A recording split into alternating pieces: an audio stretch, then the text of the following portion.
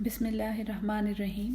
آج کے سبق کا دوسرا حصہ بھیج رہی ہوں، اور میں نے صبح آپ لوگوں کو بھیجا تھا کہ پین اور کاپی اپنے پاس رکھیں، کیونکہ آج میں اس سبق کا ایک اوور ویو آپ کو بتاؤں گی، اپنے نوٹس کی کاپی بھی بھیجوں گی اور ایک چھوٹا سا موٹیویشنل میسیج الگ سے بھیجوں گی۔ وہ ٹائم میں قرآن کے درس میں وہ نہیں ڈالتی ہوں۔ شروع کرتے ہیں انشاءاللہ۔ سورہ البقرہ آیت نمبر 113۔ رسالت پر اعتراضات کا باب چل رہا ہے، اور آیت نمبر 97 سے ہم نے وہ اعتراضات 98 سے شروع کیے ہوئے ہیں۔ تو اللہ تعالیٰ فرماتا ہے وَمَن، اور کون، اظلم، جیسے ہم کہتے ہیں نا اکبر، اس سے بڑا، اظلم، اس سے ظالم، اور کون اس سے ظالم ہے، ممن، اس سے جو منع کرتا ہے مساجد اللہ، اللہ کی مسجدوں سے، ان یذکر فیہا، یہ کہ ذکر کیا جائے، فیہا اسمہ، ان مساجد میں اللہ کے نام کا، وسعی فی خرابہا، وسعی اور سعی کرتا ہے، کوشش کرتا ہے، فی خرابہا، ان کی خرابی میں، اولئک، یہ وہ لوگ ہیں، ما کان لہم، نہیں تھا جن کے لیے، ان یدخلوہا، یہ کہ وہ داخل ہوں ان مسجدوں میں، الا، مگر، خائفین، ڈرتے ہوئے، لہم فی الدنیا خزی، ان کے لیے اس دنیا میں رسوائی ہے، وَلَهُمْ فِي الْآخِرَةِ، اور ان کے لیے آخرت میں عذاب عظیم، بہت بڑا عذاب ہے۔ بہت امپورٹنٹ آیت ہے، ایک لحاظ سے آپ یہ سمجھیں کہ یہ اس رسالت پر اعتراضات کا جو چیپٹر ہے، اس میں یہ ایک سینٹرل آیت ہے، کیونکہ رسالت جو ہے یہ دنیا میں توحید کو ثابت کرنے کا اور انسانوں کو دنیا کو توحید کے بارے میں بتانے کا واحد سورس ہے۔ یعنی ایک انسان کو جب انسان پڑھاتا ہے تو ظاہر ہے یہ ڈائریکٹ ایک سورس ہے توحید اور حق کو بتانے کا، ٹھیک بات کو سمجھانے کا، اور اس چیز کے لیے اللہ تعالیٰ نے ہماری امت کے لیے پوری دنیا کو مسجد کر دیا ہے۔ حضور صلی اللہ علیہ وسلم کی حدیث ہے کہ میری امت کے 2 امتیازات ہیں۔ پہلا امتیاز یہ ہے کہ ان کو قربانی کا جو گوشت ہے اور قربانی کی جو چیز ہے، صدقے کی جو چیز ہے، اس کے کھانے کی ان کو اجازت ہے، اس سے پہلے امتوں کو اجازت نہیں تھی۔ اور دوسرا امتیاز میری امت کا یہ ہے کہ ان کے لیے پوری زمین کو مسجد بنا دیا گیا ہے، سجدہ گاہ بنا دیا گیا ہے۔ یہ ہر جگہ پر چلتے پھرتے، سفر کرتے ہوئے، بیٹھے ہوئے نماز پڑھ سکتے ہیں اور اللہ کی عبادت کر سکتے ہیں۔ ہم نے اپنی امت کے ان امتیازات کو بالکل بھلا دیا ہے۔ ہمیں سفر کے نماز کے مسئلے پڑے ہوئے ہوتے ہیں، اور چلتے ہوئے نماز پڑھ سکتے ہیں کہ نہیں، اور ہم لوگ سفر میں کیسے نماز پڑھیں اور قبلہ رو کیسے ہوں، ہم نے بالکل اپنے اس امتیاز کو بھلا دیا ہے کہ ہم وہ امت ہیں جن کو ان کے پیغمبر نے یہ سبق دیا تھا کہ پوری زمین مسجد ہے، کیونکہ یہ سب اللہ کی تخلیق ہے اور تمہارے لیے یہ کھلی ہے، تم نے اسے صاف رکھنا ہے تاکہ تم اس میں اللہ کی عبادت کر سکو، اس کی غلامی کے حقوق بجا لا سکو۔ تو اللہ فرماتا ہے کہ کون اس سے بڑا ظالم ہے جو اللہ کی مسجدوں سے منع کرے۔ ان میں کون سے لوگ آتے ہیں جو مسجدوں کو بدنام کرتے ہیں، جو مسجدوں میں دہشت گردی کرتے ہیں، جو مسجدوں میں ایسا ماحول بناتے ہیں کہ وہاں پر پڑھے لکھے لوگ کو جانے کا دل نہیں چاہتا، اور پڑھے لکھے لوگ بلکہ ایک دوسرے کو منع کرتے ہیں وہاں سے جانے سے، اور ان کی غلطی نہیں ہوتی۔ وہ یہ کہتے ہیں کہ اس سے بہتر ہے کہ ہم ایک الگ جگہ پہ اکیلے نماز پڑھ لیں، کم از کم اللہ کی ذات میں، اللہ کی دنیا میں، اپنی ذات میں کچھ غور تو کریں، اس بے ہنگم شور سے دور۔ اس کے بعد این یذکر فیہا اسمہ، اچھا، سب سے بڑی خرابی جو ہے، سب سے بڑی جو برائی اس آیت میں کہا گیا ہے وہ یہ ہے کہ مسجد میں اللہ کا نام نہ لیا جائے، اللہ کے نام کا ذکر نہ کیا جائے۔ تو اللہ کے نام کا ذکر تو مسجدوں میں صبح شام ہوتا ہے، نمازیں پڑھی جاتی ہیں، اذانیں دی جاتی ہیں، آخر وہ کون سا نام ہے جس کا ذکر ان مسجدوں میں نہیں ہو رہا؟ یاد رکھیں، ذکر قرآن کا ایک نام ہے۔ تو جس مسجد میں قرآن نہیں پڑھایا جا رہا اور جس مسجد میں قرآن کا درس نہیں دیا جا رہا، اس کو یہاں پر اللہ بیان کر رہا ہے کہ یہ رسالت کا سب سے بڑا دشمن ہے. یہ دنیا میں حق کو لانے کا سب سے بڑی دشمن وہ مسجد بن جاتی ہے جس میں قرآن کا درس نہیں ہوتا، اللہ کا ذکر نہیں ہوتا. جس میں آج کل ہماری جو مساجد ہیں، عام طور پہ آپ اپنے ارد گرد دیکھ لیں ماحول کو، کتنی مساجد میں قرآن کا درس ہوتا ہے جہاں پر قرآن کو بامانی ایسے پڑھایا جاتا ہے کہ اس میں عمل کی ترغیب ہوتی ہے. میرا چیلنج ہے آپ کو کہ آپ مجھے 4 یا 5 میں سے کوئی ایک مسجد ایسی دکھا دیں جس میں ایسا ہوتا ہو. اور وہ کون ہے جو اللہ کی مسجدوں سے منع کرے کہ اس میں اللہ کے نام کا ذکر کیا جائے اور وسعی فی خرابہا، اور وہ ان کی خرابی میں کوشش کرتا ہے. اگر مسجد میں اللہ کے نام کا ذکر نہیں ہو رہا، قرآن کا درس نہیں ہو رہا، تو پھر وہ مسجد جو ہے وہ خراب ہو گئی ہے. اولئک، یہ وہ لوگ ہیں، یہ جو مسجدوں کو آج خراب کر رہے ہیں یہ وہ لوگ ہیں، ما کان لہم ان یدخلوہا، جو ایسے تھے کہ وہ مسجدوں میں نہیں داخل ہو سکتے تھے، الا خائفین، مگر ڈرتے ہوئے. یہ ایسے جاہل لوگ ہیں اور یہ اللہ کی کتاب سے اور اس کے کلام سے اور حق سے ایسے بے بہرا لوگ ہیں کہ ان کو تو مسجدوں میں داخل ہونے کا حق ہی نہیں تھا، اور آج یہ وہاں کے ٹھیکیدار بنے ہوئے ہیں. کل ہی میں نے ایک پوسٹ کی ہے اور شکایت بھی کی ہے کہ ہماری جو فیصل مسجد ہے اور بحریہ کی جو بڑی بڑی مسجدیں ہیں، ان میں شادیوں کے فوٹو شوٹس ہو رہے ہیں اور ان میں ماڈلنگ کے فوٹو شوٹس ہو رہے ہیں. اور ہماری پاکستانی قوم کے لیے جو ویسے خاصی بغیرت واقع ہوئی ہے، میرے خیال میں اس سے زیادہ بغیرتی کی کوئی بات نہیں ہے کہ ہماری آنکھوں کے سامنے یہ تماشا ہو رہا ہے اور اس پر کوئی بھی آواز نہیں اٹھا رہا. وَلِلَّهِ الْمَشْرِقُ وَالْمَغْرِبُ، اور اللہ کی شان میں کوئی فرق نہیں آتا، اس کے لیے تو مشرق اور مغرب ہیں. فَأَيْنَمَا تُوَلُّوا، بس جس طرف تم مڑو گے، فَثَمَّ وَجْهُ اللَّهِ، تم اسی طرف اللہ کی رضا کو پاؤ گے، اللہ وہاں پر ہوگا. ان اللہ واسع علیم، اور اللہ تو وسعت والا اور علم والا ہے. وَقَالُوا اتَّخَذَ اللَّهُ وَلَدًا، اور یہ کہتے ہیں اللہ نے بیٹا بنا لیا ہے. سبحانہ، وہ پاک ہے، اللہ اس بات سے پاک ہے. بل لہو، بلکہ اس کے لیے ما فی السماوات والارض، جو کچھ آسمانوں میں ہے اور جو زمین میں ہے. بیٹے کی ضرورت اس کو ہوگی جس کو کوئی حاجت ہوگی. جب اللہ کے لیے مشرق اور مغرب ہیں، اس کے لیے پوری کائنات ہے، تو اس کو بیٹا بنانے کی کیا ضرورت ہے. کل لہو قانتون، وہ سب اس کے فرمان بردار ہیں. اے بندے، تم لوگوں کو بیٹوں کی ضرورت ہوگی کہ تمہاری کوئی فرمان برداری کرے، میرے لیے تو پوری کائنات فرمان بردار ہے. بدیع السماوات والارض، بدع، میں نے آپ کو پڑھایا تھا نا، کسی چیز کو زیرو سے ایک دم سے تخلیق کر دینے والا، تو وہ تو بدیع ہے آسمانوں کا اور زمین کا، کچھ بھی نہیں تھا اور یہ پوری کائنات بن گئی.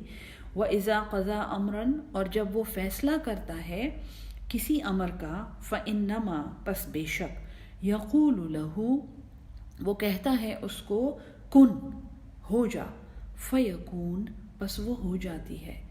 تو رسالت کو ایک اور بہت بڑا نقصان دینے والی چیز جو ہے، بہت بڑا ایک اعتراض جو حق بیان کرنے والوں کے سامنے آتا ہے، وہ یہ ہے کہ آپ ہیں کون. ہمارا تو جو پیر ہے وہ اللہ کا پیارا ہے، بلکہ ہمارا تو جو پیغمبر تھا وہ اللہ کا بیٹا تھا.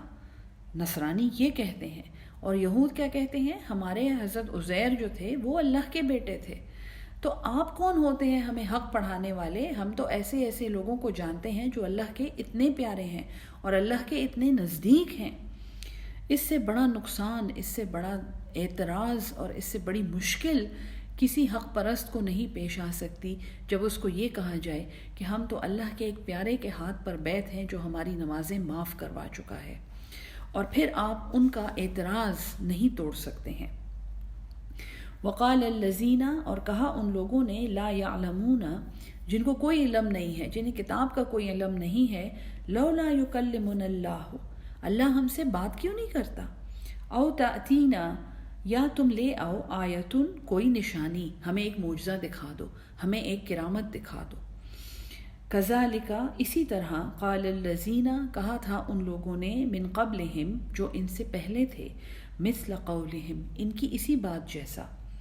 تشابہت قلوبہم، ان کے دل ایک جیسے ہیں، تشابہت مشابہ ہیں، ایک جیسے ہیں، قلوبہم ان کے دل۔ یہ انسان کا دل جب ہدایت کے لیے بند ہو جاتا ہے اور اس پر اللہ کی طرف سے مہر لگ جاتی ہے تو پھر کوئی رسول، کوئی نبی، کوئی استاد، کوئی عالم، کوئی حق پرست اس دل کو نہیں کھول سکتا۔ جب ایسی اونگی بونگی باتیں کرنا شروع کر دیتا ہے انسان کہ آپ جی ہمیں ایک کرامت دکھائیے تاکہ ہم آپ پہ ایمان لے آئیں، تو پھر اس دل کو کھولنا صرف اللہ کا کام ہے۔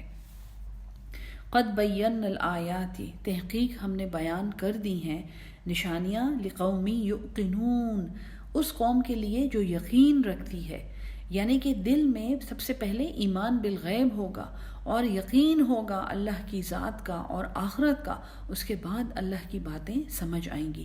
تو جو لوگ حق کو سن کر سب سے پہلے یہ اعتراض کرتے ہیں کہ اللہ آپ سے کیوں بات کر رہا ہے، وہ ہم سے کیوں نہیں بات کرتا، ان لوگوں کو سمجھانا پھر صرف اللہ کا کام ہے اور ان سے بحث مباحثے میں نہیں پڑھنا چاہیے۔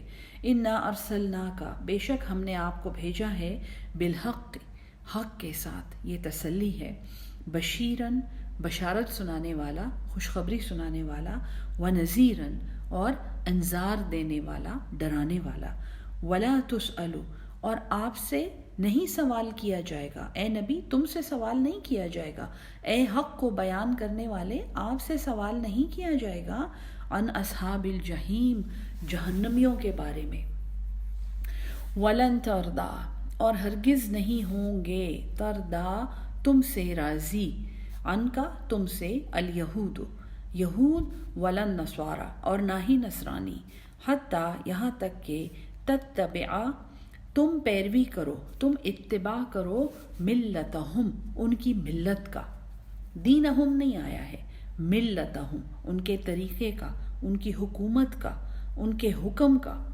ان کے قانون کا۔ اے نبی، اے حق پرست، تم ان لوگوں کو خوش کرنے کی کوشش نہ کرو، تم ہر وقت بین بین چلنے کی کوشش نہ کرو کہ میں کسی طرح ان یہود اور نصارہ کو بھی اپنے دین سے خوش کر دوں، تم حق بیان کرو۔ کیوں؟ کیونکہ یہ کبھی بھی رضامند نہیں ہوں گے تم سے، ان کی رضا تم نہیں حاصل کر سکتے۔ لن جو ہے یہ فیوچر کا ورڈ ہے، فیوچر کا صیغہ ہے کہ نہیں ہوں گے اور ہرگز نہیں ہوں گے، تردا رضامند، ان کا تجھ سے، یہ یہود یا نصارہ، حتیٰ یہاں تک کہ تتبع تم اتباع کرو، ملتہم ان کی ملت کا۔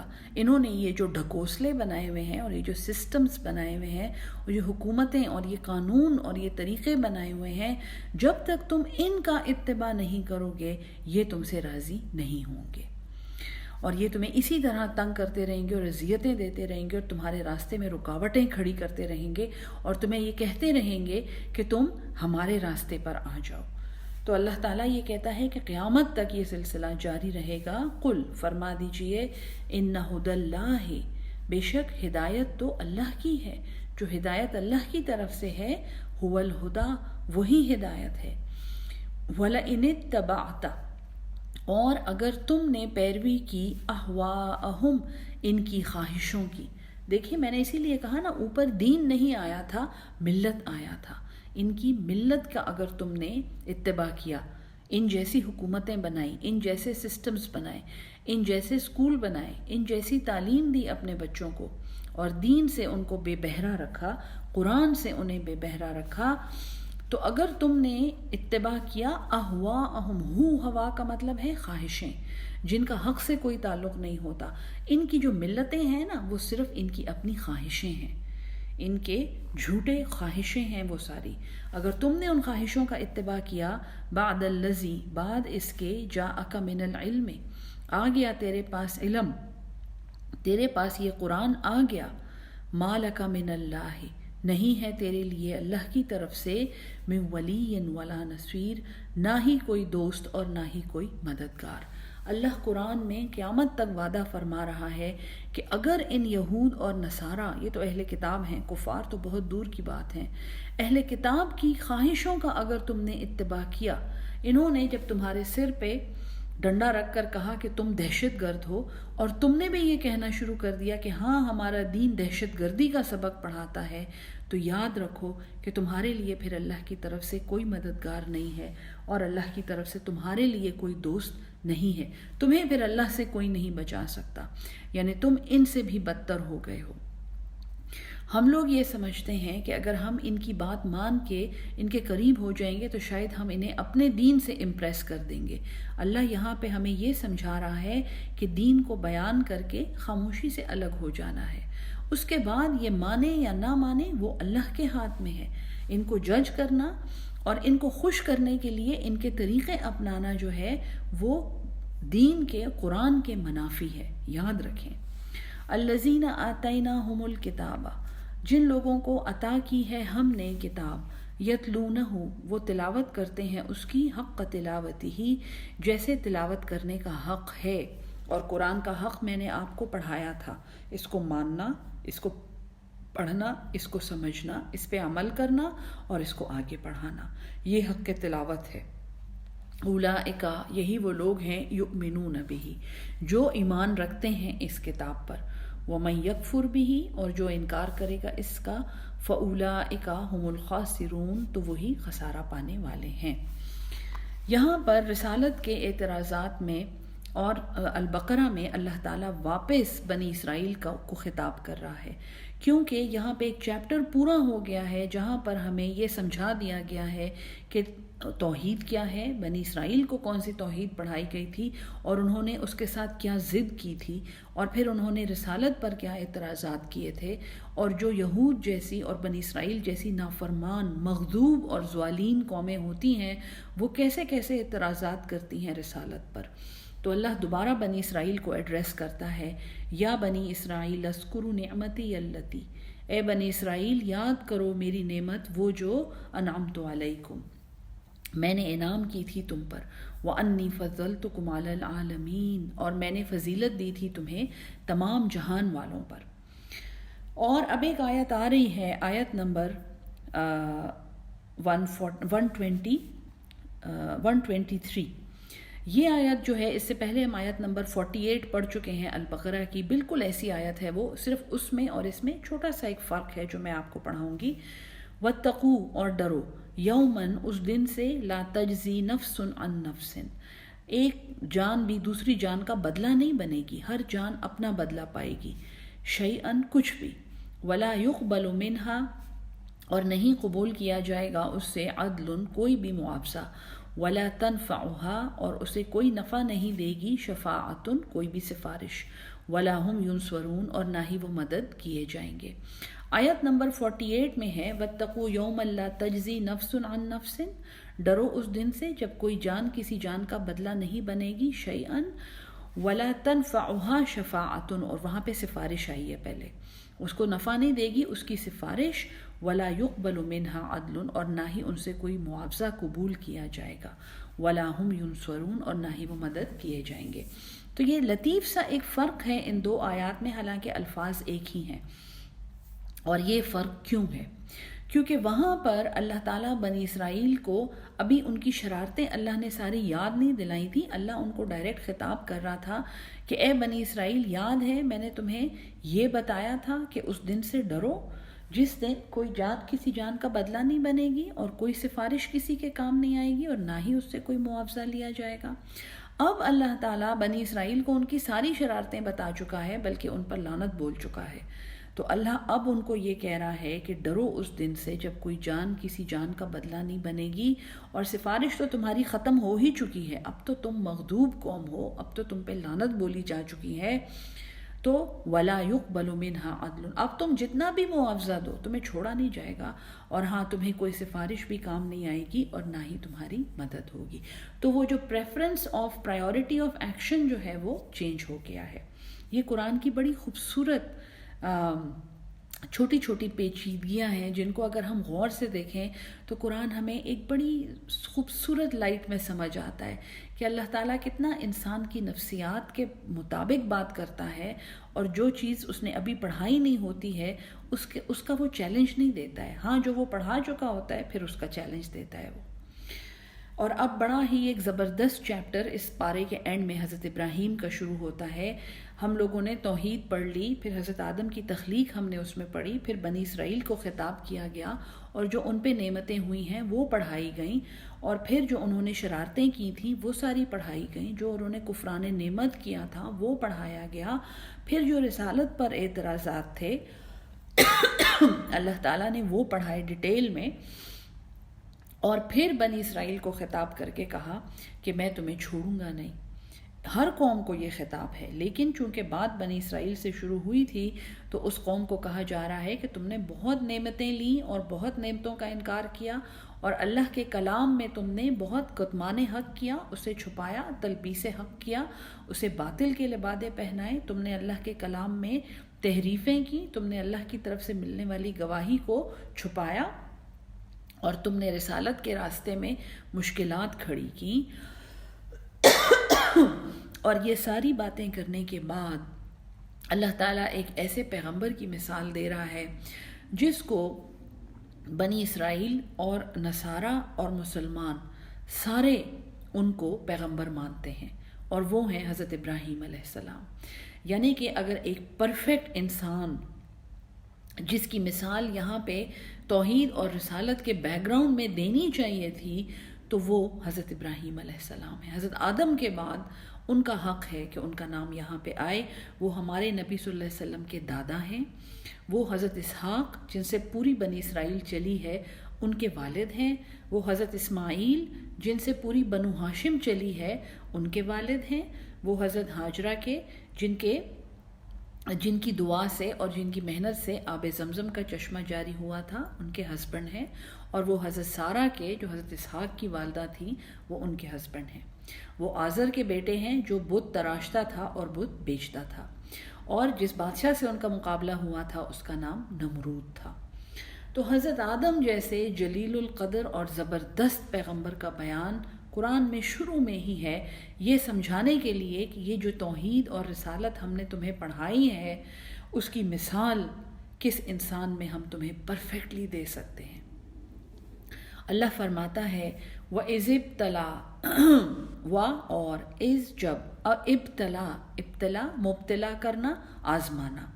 وَإِذِ ابْتَلَا اور جب ہم نے آزمایا ابراہیم، اور جب آزمایا ابراہیم علیہ السلام کو ربہ ان کے رب نے، بکلمات چند باتوں سے، اللہ نے چند باتیں انہیں کہیں تو فَأَتَمَّهُنَّ پس اتم اتمام کر دیا، تمام کر دیا، پورا کر دیا، ہننا ان باتوں کو. حضرت ابراہیم علیہ السلام کو جب توحید کا پیغام ملا اللہ کی طرف سے تو انہوں نے سب سے پہلے تو اپنے باپ کو کہا کہ آپ غلط کرتے ہیں، پھر اپنی قوم کو کہا کہ تم غلط کرتے ہو، یہ جو تم بت تراشتے ہو یہ کیا ہیں، اور ان کے سارے بت توڑ کے پھر ان کو کہا کہ اس بڑے والے بت سے پوچھ لو، اسی نے سب کو توڑا ہے. اور اس کے بعد انہوں نے بادشاہ کو کہا کہ تم بھی غلط کرتے ہو، تم شرک کرتے ہو، تم بتوں کو پوجتے ہو اللہ کے ہوتے ہوئے، اور اس کی نشانیاں ہر طرف اپنے دیکھتے ہوئے بھی تم بتوں کو پوجتے ہو. تو جب اللہ نے انہیں آزمایا چند باتوں سے تو اس پیغمبر کو اللہ نے کیسی کیسی آزمائشوں میں مبتلا کیا. قرآن میں جگہ جگہ ان کا ذکر ہے. ان کو گھر سے بے گھر کیا، مکہ بھیجا حضرت ہاجرہ اور شیرخوار حضرت اسماعیل کے ساتھ، انہیں حکم دیا کہ انہیں یہاں اکیلا چھوڑ کے چل پڑو یہاں سے. اس کے بعد 16 سال کی 15 سال کی عمر میں حضرت اسماعیل کی یہ واپس آئے ہیں حضرت خانہ کعبہ کی بنیادیں اٹھانے کے لیے، تو حضرت اسماعیل کو ذبح کرنے کا حکم ہوا ان کو، اور انہوں نے وہ بھی پورا کیا. تو یہ وہ پیغمبر ہے جس نے اللہ کی کوئی بات نہیں رد کی. ان کا لقب جو ہے ان کو اللہ نے پیار سے کیا نام دیا ہے؟ حنیف، جس کا مطلب ہے یکسو، صرف ایک ڈائریکشن، ایک پوائنٹ پہ سوچنے والا، یکسو، حنیف. ابراہیم حنیفہ وما کان من المشرکین، اور وہ نہیں تھا مشرکوں میں سے. تو توحید کا ایسنس اگر سمجھنا ہے تو وہ حضرت ابراہیم کی سٹڈی کر کے ہمیں سمجھ آ سکتا ہے. جب اللہ نے اسے آزمایا چند باتوں سے فَأَتَمَّهُنَّ تو اس نے پورا کیا ان سب باتوں کو. پھر اللہ نے کیا کہا؟ قالا، اللہ نے کہا انی جاعلک وہ لفظ یاد ہے، انی جاعل فی الارض خلیفہ، بے شک ہم زمین میں ایک خلیفہ بنا رہے ہیں۔ اس وقت حضرت آدم کو کہا تھا، اب حضرت ابراہیم کو وحی کی ہے، انی جاعلک، بے شک ہم تجھے بناتے ہیں، تجھے مقرر کرتے ہیں، للناس اماما، تمام انسانیت کے لیے ایک امام، ایک پیش رو، ایک آگے چلنے والا، ایک لیڈر۔ بہت بہت بڑا اعزاز ہے یہ کہ جب حضرت آدم آئے زمین پر، انہیں دنیا میں ان کو خلیفہ کہا گیا تھا، امام نہیں کہا گیا تھا۔ تمہیں ہم خلیفہ بنا رہے ہیں، تم پیچھے آنے والی ایک مخلوق ہو۔ اس کے بعد پوری بنی اسرائیل بن گئی، اس میں حضرت موسیٰ آئے، انہیں شریعت دی گئی، سب کچھ ہوا بنی اسرائیل میں ہی۔ ابھی حضرت موسیٰ نہیں آئے ہیں، لیکن یہ جو ہے کہ ہم نہیں، حضرت موسیٰ شاید آ چکے ہیں۔ اب جو ہے انسانیت کو ایک نئے لیڈر کی ضرورت ہے، اور وہ لیڈر جو ہے وہ حضرت ابراہیم کو بنایا جا رہا ہے، کیونکہ انہوں نے اللہ کی ہر بات ویسے پوری کی ہے جیسے وہ کی گئی تھی۔ انی جاعلک للناس اماما، بے شک ہم تجھے مقرر کرتے ہیں لوگوں کے لیے ایک امام۔ قالا، حضرت ابراہیم نے کہا، ومن ذریتی، اور میری اولاد میں سے، اے اللہ میرے جو بچے ہیں ان میں سے، کیونکہ انسان تھے۔ یہاں پہ اللہ تعالیٰ کتنے خوبصورت طریقے سے یہ سمجھا رہا ہے، ابراہیم جتنا بھی عظیم تھا وہ ایک انسان، اور اپنی اولاد میں سے بے انتہا محبت کرتا تھا اور ان کے لیے سب کچھ بہترین چاہتا تھا۔ تو میری اولاد میں یا اللہ، قالا، اللہ نے کہا، لا ینال عہد الظالمین، میرا وعدہ نہیں پہنچتا ہے ظالموں کو۔ اے ابراہیم، تو امام ہے انسانیت کے لیے، اور تیری اولاد میں جو تیرے جیسے ہوں گے، جو تیری بات کا اتباع کریں گے، تیرے دین کا اتباع کریں گے، ان تک تو میرا وعدہ پہنچے گا، وہ انسانیت کے امام ہوں گے۔ لیکن جو ظالم ہوں گے، جو انکار کریں گے، جو نافرمان ہوں گے، ان تک میرا یہ وعدہ نہیں پہنچے گا۔ وَإِذْ جَعَلْنَا الْبَيْتَ، اور جب ہم نے مقرر کیا اس گھر کو، مَثَابَةً لِلنَّاسِ، مثابہ ایک لوٹنے کی جگہ، ثواب بھی اسی سے آیا ہے، اچھی جگہ۔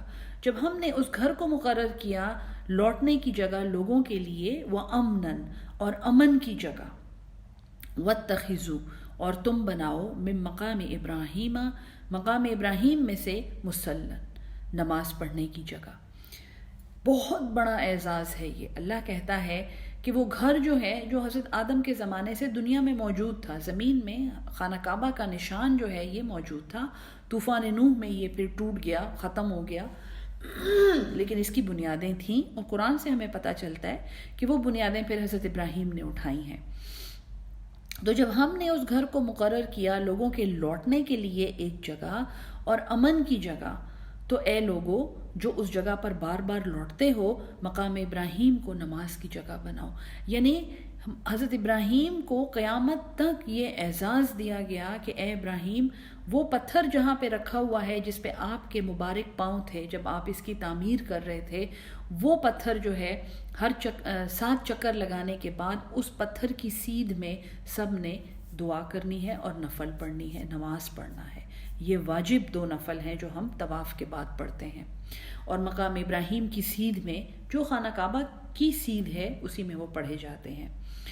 تو یہ اعزاز آپ دیکھیں کہ اللہ کی بات کو پورا کرنا اور اللہ کے حکم پہ یکسو رہنے کا جو انعام ہے، کہ قیامت تک ہم مقام ابراہیم کا بھی طواف کرتے ہیں اور ہم اس مقام پر نماز پڑھتے ہیں۔ وَعَهِدْنَا إِلَىٰ إِبْرَاهِيمَ، اور ہم نے حکم کیا، ہم نے وعدہ کیا ابراہیم سے، وَإِسْمَاعِيلَ، اور اسماعیل علیہ السلام سے، أَن طَهِّرَ بَيْتِي، یہ کہ پاک کریں میرا گھر، لِلطَّائِفِينَ، طواف کرنے والوں کے لیے، وَالْعَاكِفِينَ، اور اعتکاف کرنے والوں کے لیے۔ تو اللہ کا گھر جو دنیا کی پہلی مسجد ہے، اس کا مقصد اللہ بتا رہا ہے، اسے پاک رکھو، اسے طاہر رکھو، اسے طہارت میں رکھو۔ طائفین، طواف کرنے والے، اور طائفوں میں آنے والے، جماعتوں میں آنے والے، عاکفین، اعتکاف کرنے والے، دنیا سے الگ ہو کر دین کی سمجھ حاصل کرنے والے، وَرُكَّعِ السُّجُودِ، رکوع کا عمل کرنے والے، سجدے کرنے والے۔ یہ وہ کام ہیں جو اللہ کی مساجد میں کرنے کا حکم ہے۔ اوریجنل مسجد جو دنیا میں پہلی مسجد اللہ کے حکم سے بنی ہے، اس میں اللہ نے کہا کہ اسے پاک رکھو۔ میں نے آپ کو بتایا تھا کہ یہ مسجدوں کے جو آج کل جو پامال ہو رہی ہیں مسجدیں، اور بڑا ہی میرا دل خفا ہے، وہ پیغام وہ تصویر میں آپ کو بھی بھیجوں گی جس کو دیکھ کے میرا بہت دل اداس ہوا. وہ جو فوٹو شوٹ جو ماڈلز کے ہوتے ہیں وہ تو میں نہیں بھیج رہی آپ کو، وہ تو میری آنکھیں شرما گئیں وہ دیکھ کر، لیکن یہ میں آپ کو بھیجوں گی. اور میں آپ سے گزارش کرتی ہوں کہ جہاں تک ہو سکے اس پیغام کو آپ حکام تک پہنچائیں کہ اس چیز پہ پابندی لگائی جائے. قرآن میں ہم پڑھ رہے ہیں، تو اگر ہم ایسا نہیں کریں گے تو ہم کیسے مسلمان ہوں گے اور ہم کیسے قرآن گو ہوں گے؟ ہم نے اس موقع پہ قرآن کھولا ہے یہ دیکھنے کے لیے کہ مسجد کا مقصد کیا ہے، اس میں اللہ کے نام کا بول بالا ہو، اللہ کا کلام اس میں پڑھایا جاتا ہو، اسے پاک رکھا جائے، طاہر رکھا جائے، اس کو طواف کرنے والے اور اعتکاف کرنے والے، رکوع کرنے والے اور سجدے کرنے والے لوگوں کے لیے مخصوص رکھا جائے. وَإِذْ قَالَ إِبْرَاهِيمُ، اور جب ابراہیم نے دعا کی، رب اجعل، اے اللہ، اے میرے رب مقرر کر دے، ھذا بلدن، اس شہر کو، آمنن، امن والا، وارزق اہلہ، اور رزق دے اس کے رہنے والوں کو، من الثمرات، پھلوں میں سے، من آمن منہم، جو ایمان لائے ان میں سے، باللہ، اللہ پر، والیوم الآخر، اور آخرت کے دن پر. حضرت ابراہیم اب جب ان کو حکم ہوا ہے خانہ کعبہ کی تعمیر کا، خانہ کعبہ کی بنیادوں کو اٹھانے کا، تو اب یہ دعا مانگ رہے ہیں. بہت بڑی ذمہ داری ہے، یا اللہ امام بنا دیا ہے تو نے مجھے، اور اب میں تیرے گھر کی بنیادیں اٹھا رہا ہوں. تو پھر یہ کیا دعا کر رہے ہیں؟ سب سے پہلی دعا، یا اللہ اس شہر کو امن والا بنا دے. کیا یہ خوبصورت دعا ہے! کوئی بھی رشتہ کریں، کسی بھی گھر میں داخل ہوں، کسی بھی جگہ پہ داخل ہوں، کسی نئی جگہ پہ آپ جائیں، ہجرت کریں، کوئی نئی نوکری میں جائیں، دوستوں میں بیٹھے ہوں، پہلی دعا یہ کریں، یا اللہ ہمیں امن دے دے. او اللہ کیپ اس ایٹ پیس. اس سے زیادہ آج کل دنیا میں سب سے زیادہ لوگ کیا ڈھونڈ رہے ہیں؟ پیس آف مائنڈ. تو دعا، پہلی دعا انہوں نے یہ کی ہے، یا اللہ اس شہر کو امن والا بنا دے. اور مکہ اللہ سب کو لے کر جائے، اور جنہوں نے دیکھا ہوا ہے ان کو تو پتہ ہے ایسا امن روئے زمین پہ کہیں نہیں ہے جیسا اس شہر میں ہے. وَارْزُقْ أَهْلَهُ مِنَ الثَّمَرَاتِ. قرآن میں ایک اور جگہ پہ کہتے ہیں کہ یا اللہ تو نے مجھے یہ کیسی، بغیر کسی کھیتی کے اور بغیر کسی گھاس کے اور درخت کے کیسی وادی میں بھیج دیا ہے، یا اللہ یہ کیسا صحرا ہے. تو وہاں پہ یہ دعا کر رہے ہیں کہ اس کے رہنے والوں کو ہر ایک پھل دے. اور مکہ جا کر دیکھیں کون سا پھل وہاں پہ نہیں ہے. پاکستانی آم بڑے پاپولر ہیں وہاں پہ، بڑے پسند کیے جاتے ہیں. پاکستانی سموسے بڑے پسند کیے جاتے ہیں. مطلب کیا چیز ہے جو وہاں نہیں ہے.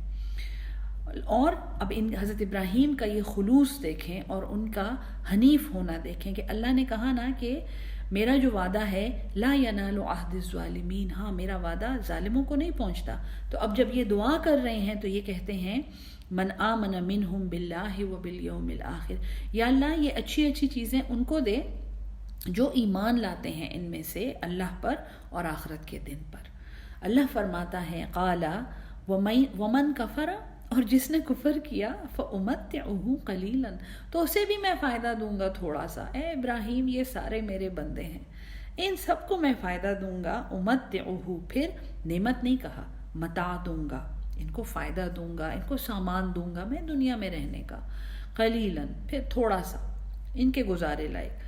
ثم اضطرُّهُ، پھر میں انہیں مضطرب کر دوں گا، الی عذاب النار، عذاب دوزخ کی طرف، آگ کے عذاب کی طرف. وبئس المصیر، اور بہت بری ہے وہ لوٹنے کی جگہ. آج کا سبق تھوڑا سا لمبا ہو جائے گا کیونکہ حضرت ابراہیم کا قصہ پورا کرنا ہے، ورنہ یہ ادھورا رہ جائے گا اس میں. تو تھوڑا سا ذرا میرے ساتھ چلیں. اچھا جی. وَإِذْ يَرْفَعُ، اور جب اٹھاتے تھے، بلند کرتے تھے،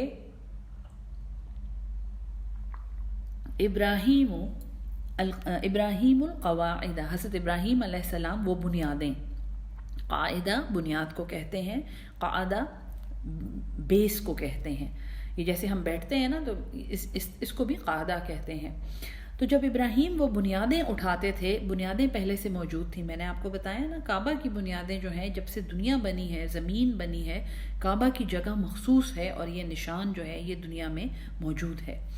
تو جب یہ وہ بنیادیں اٹھاتے تھے، من البیت، اس گھر کی، و اسماعیل، اور حضرت اسماعیل علیہ السلام بھی، تو کیا دعا کرتے تھے؟ ربنا، اے ہمارے رب، تقبل منا، دیکھیں آپ یہ خوبصورتی ان کے ایمان کی، اللہ ہی کا گھر بنا رہے ہیں جی، اللہ کا کام کر رہے ہیں، کہہ رہے ہیں یا اللہ پلیز ہم سے قبول کر لے، ہمارا یہ عمل قبول کر لے، انک انت السمیع العلیم، بے شک تو ہی سننے والا اور علم والا ہے، تو ہمارا یہ عمل جو ہے اس کو خلوص سے قبول کر لے، خالص قبول کر لے۔ ربنا، اے ہمارے رب، وجعلنا مسلمین لک، اور ہمیں بنا دے، ہمیں مقرر کر دے مسلمینی، فرمان بردار تیرے لیے، ومن ذریتنا، اور ہماری اولادوں میں سے امتم مسلمۃ لک، ایک امت اٹھا جو تیری فرمان بردار ہو۔ ابھی دیکھیں یہود، نصارہ، مسلمان کوئی بھی نہیں آئے ہیں، تو یہ سب کے لیے دعا کر رہے ہیں۔ وَأَرِنَا، اور دکھا دے ہمیں، رؤیا آنکھوں سے دیکھنا، ارنا دکھا دے ہمیں، مناسکنا، مناسک عبادت کے سٹیپس، تو ہمیں منسک دکھا دے، طریقے دکھا دے تیری عبادت کے۔ وَتُبْ عَلَيْنَا، اور توجہ فرما ہم پر، تب علینا، توبہ قبول کر ہماری، اور میں نے آپ کو کہا توبہ کا مطلب ہے توجہ، انک انت التواب الرحیم، بے شک تو ہی توبہ قبول کرنے والا، بار بار رحم کرنے والا ہے۔ جیسے حضرت آدم نے جب دعا کی تھی تو انہ هو التواب الرحیم کا لفظ وہاں بھی آیا تھا۔ ربنا، اے ہمارے رب، اچھا شہر کو امن والا بنا دے، اس میں اچھے اچھے پھل اور کھانے موجود ہوں، سب اس میں خوش رہیں۔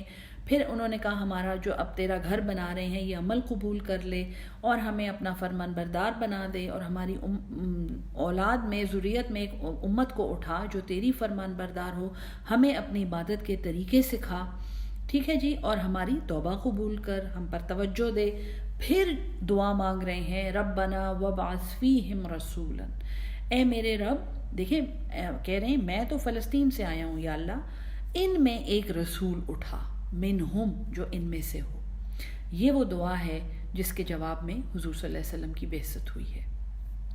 وابعث فیہم رسولا، اے میرے رب اس میں اٹھا، ان میں اٹھا ایک رسول، انہی میں سے یتلو علیہم آیاتک، وہ پڑھے ان پر تیری آیات، وَيُعَلِّمُهُمُ الْكِتَابَ، اور وہ علم دے انہیں کتاب کا، وَالْحِکْمَةَ، اور حکمت کا، وَيُزَكِّيهِمْ، اور ان کا تزکیہ کرے، انہیں پاک کرے گناہ سے اور شرک سے۔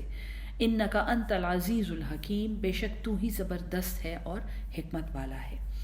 اتنی خوبصورت دعا جس کے نتیجے میں ہمیں پتہ ہے کہ اللہ کے حبیب، ہمارے پیارے نبی حضرت محمد صلی اللہ علیہ وسلم مکہ میں پیدا ہوئے، انہی کی زبان بولتے تھے، علم دیتے تھے قرآن کا، اور حکمت سکھائی انہوں نے، اور انہوں نے تزکیہ کیا انسانیت کا۔ وَمَن يَرْغَبُ، اور کون پھیرے گا، کون منہ پھیرے گا، عن ملت ابراہیم، حضرت ابراہیم کی ملت سے۔ تم تو نصارہ اور یہود کی ملتوں کے پیچھے پھرتے ہو، ذرا دیکھو تو کہ تم آئے کہاں سے ہو، تمہارا دادا کون تھا، تمہارا نبی کس آل میں سے پیدا ہوا ہے جس نے تمہیں یہ قرآن پڑھایا ہے۔ کون منہ پھیرے گا ملت ابراہیمی سے، الا من سفہ نفسہ، مگر جس کو اس کے نفس نے بے وقوف بنا دیا، یا جو خود ہی بے وقوف ہو گیا۔ وَلَقَدْ اصْطَفَيْنَاهُ فِي الدُّنْيَا، اور تحقیق اصطفیناہ، مصطفیٰ، ہم نے چن لیا اسے، فی الدنیا، اس دنیا میں، وَإِنَّهُ فِي الْآخِرَةِ، اور بے شک وہ آخرت میں، لَمِنَ الصَّالِحِينَ، البتہ صالحین میں سے ہوگا۔ عمل صالح جو ہے اگر سیکھنا ہے تو حضرت ابراہیم کا جو عمل ہے وہ عمل صالح ہے، وہ نیک عمل ہے۔ یہ جو ہے یہ انعمت علیہم لوگوں کا ذکر ہے جو اللہ یہاں پڑھا رہا ہے۔ وَإِذْ قَالَ لَهُ رَبُّهُ، اور اِذْ قَالَ لَهُ رَبُّهُ، جب اسے کہا اس کے رب نے، اسلم، فرمان بردار ہو جا، اسلام، سلامتی میں آ جا۔ قال اسلمت، اس نے کہا میں سلامتی میں آتا ہوں، میں فرمان برداری کرتا ہوں، لرب العالمین، تمام جہانوں کے رب کے لیے۔ وَوَصَّى بِهَا ابراہیم، اور وصیت کی اسی کے ساتھ ابراہیم نے، بنی ہے، اپنے بیٹے کو، وَيَعْقُوبُ، اور یعقوب نے بھی یہی وصیت کی، یا بنی، یا اے بیٹو، ان اللہ اصطفیٰ، بے شک اللہ نے چن لیا ہے، لکم الدین، تمہارے لیے ایک دین، فلا تموتن، پس تم نہ مرنا، الا وانتم مسلمون، مگر یہ کہ تم فرمان برداری کی حالت میں ہو۔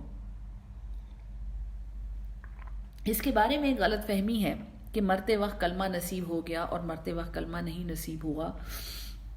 اور یہ دیکھیں حضرت ابراہیم نے کہا ہے کہ اسلام کی حالت میں مرنا ہے.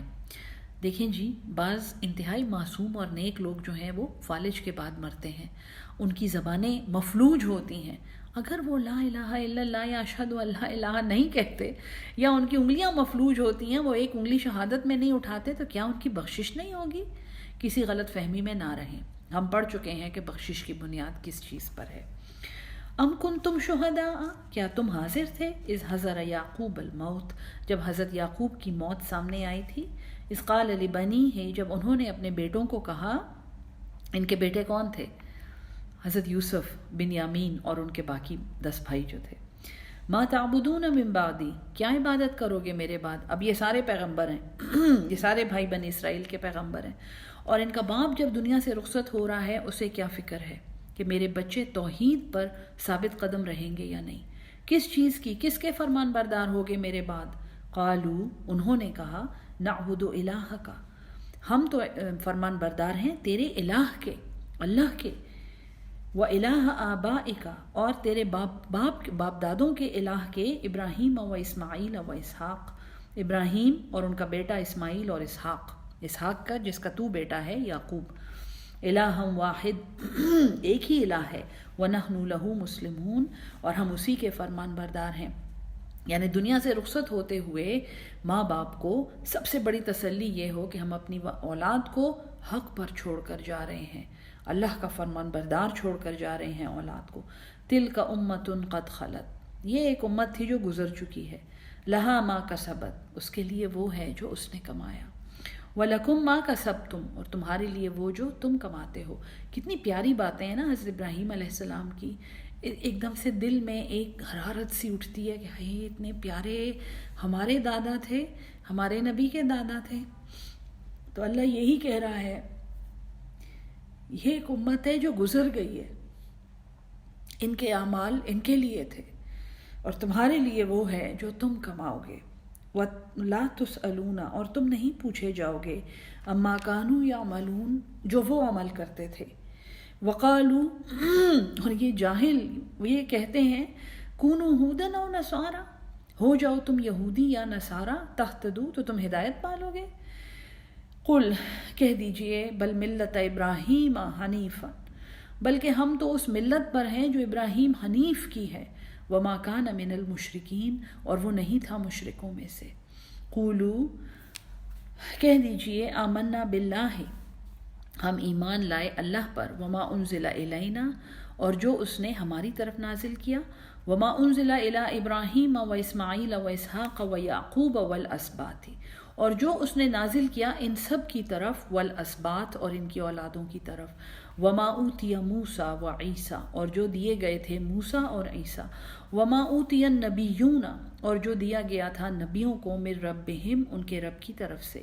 لا نفرق بین احد منہم، ہم فرق نہیں کرتے ہیں کسی ایک میں بھی ان کے درمیان، کیونکہ حق ایک ہے، اللہ ایک ہے، اس کا پیغام ایک ہے. وَنَحْنُ لَهُ مُسْلِمُونَ، اور ہم تو اسی کے فرمان بردار ہیں. فَإِنْ آمَنُوا، پس اگر وہ ایمان لے آئیں، بِمِثْلِ مَا آمَنْتُمْ بِهِ، جیسے کہ تم ایمان لائے، فَقَدْ اهْتَدَوْا، پس وہ ہدایت پا گئے. اے نبی صلی اللہ علیہ وسلم، اگر وہ ایسے ایمان لائے جیسے تم ایمان لائے ہو تو وہ ہدایت پا گئے. وَإِن تَوَلَّوْا، اور اگر وہ پھر گئے، فَإِنَّمَا، پس بے شک، ہم فی شقاق، وہ ایک شقاق میں ہیں، وہ ایک ضد میں ہیں. فَسَيَكْفِيكَهُمُ اللَّهُ، فا ان قریب، فا پس، سا ان قریب، یکفی کافی ہو جائے گا، کا تیرے لیے، ہم ان پر. اے نبی صلی اللہ علیہ وسلم، ان قریب آپ کے لیے کافی ہو جائے گا اللہ ان کے خلاف. وَهُوَ السَّمِيعُ الْعَلِيمُ، اور وہ سننے والا اور جاننے والا ہے. صبغۃ اللہ، اللہ کا رنگ. وَمَنْ أَحْسَنُ مِنَ اللَّهِ صِبْغَةً، اور کون بہتر ہے اللہ سے اس رنگ میں، اللہ کے رنگ سے کس کا رنگ بہتر ہے. صبغہ جو ہے یہ ایسے رنگ کو کہتے ہیں جو جیسے چمڑے کو رنگا جاتا ہے دباغت دے کر کہ وہ رنگ اس کے ریشے ریشے میں رچ بس جاتا ہے، صبغہ اس رنگ کو کہتے ہیں. تو اللہ یہ کہتا ہے کہ اللہ کے رنگ سے خوبصورت کس کا رنگ ہے؟ جو تمہارے ریشے ریشے میں، تمہارے ہر خلیے میں، تمہاری ہر رگ میں، ہر نس میں اللہ ہے، اللہ ہی نے بنایا ہے اس کو۔ اس کے رنگ میں رنگ جاؤ، اس کی رضا میں اپنے آپ کو شامل کر لو، اس کی اطاعت میں اور اس کی توحید میں شامل ہو جاؤ، تو اس سے زیادہ خوبصورت رنگ کسی چیز کا نہیں ہے۔ وَنَحْنُ لَهُ عَابِدُونَ، اور ہم تو اسی کے فرمان بردار ہیں۔ قل، فرما دیجئے، اتحاجوننا، کیا تم لڑتے ہو، فی اللہ، اللہ، کیا تم ہم سے لڑتے ہو، فی اللہ، اللہ کے بارے میں، وَهُوَ رَبُّنَا، اور حالانکہ وہ ہمارا رب ہے، وَرَبُّكُمْ، اور وہ تمہارا بھی رب ہے، وَلَنَا أَعْمَالُنَا، اور ہمارے لیے ہمارے اعمال ہیں، وَلَكُمْ أَعْمَالُكُمْ، اور تمہارے لیے تمہارے اعمال ہیں، وَنَحْنُ لَهُ مُخْلِصُونَ، اور ہم تو اسی کے لیے خالص ہیں، مخلص ہیں۔ پہلے پارے کی کے اینڈ میں اللہ نے بتا دیا وَلَنَا أَعْمَالُنَا وَلَكُمْ أَعْمَالُكُمْ، ہمارے لیے ہمارے اعمال ہیں اور تمہارے لیے تمہارے اعمال ہیں۔ ججمنٹ ہم نے نہیں کرنی ہے، انٹرفیئرنس تم نہ کرو۔ ام تقولون، یا وہ یہ کہتے ہیں، ان ابراہیم و اسماعیل و اسحاق و یعقوب والاسباط، کیا وہ یہ کہتے ہیں کہ ابراہیم، اسماعیل، اسحاق، یعقوب اور ان کی اولادیں کانوا ھودن او نصارا، وہ یہودی تھے یا نصرانی تھے؟ قل، فرما دیجئے، اانتم عالم، کیا تم زیادہ جانتے ہو، ام اللہ، یا اللہ، ومن ازلم، اور کون بڑا ظالم ہے، ممن کتم شہادتن، جس نے چھپائی وہ گواہی، عندہ، جو اس کے پاس تھی، یعنی قرآن میں، تورات میں، انجیل میں، من اللہ، اللہ کے پاس سے، وما اللہ بغافل، اور اللہ غافل نہیں ہے، عما تعملون، اس سے جو تم عمل کرتے ہو۔ تلک امۃ قد خلت، یہ ایک امت ہے جو گزر چکی ہے، لہا ما کسبت، اس کے لیے وہ ہے جو اس نے کمایا، وَلَكُمْ مَا كَسَبْتُمْ، اور ہاں تمہارے لیے وہ ہے جو تم کماؤ گے، وَلَا تُسْأَلُونَ، اور تم پوچھے نہیں جاؤ گے، تم سوال نہیں کیے جاؤ گے، عَمَّا كَانُوا يَعْمَلُونَ، اس کے بارے میں جو یہ عمل کرتے تھے۔ پہلا پارہ یہاں ختم ہوتا ہے، الحمدللہ۔ کل سے انشاءاللہ تحویل قبلہ کی آیات ہیں۔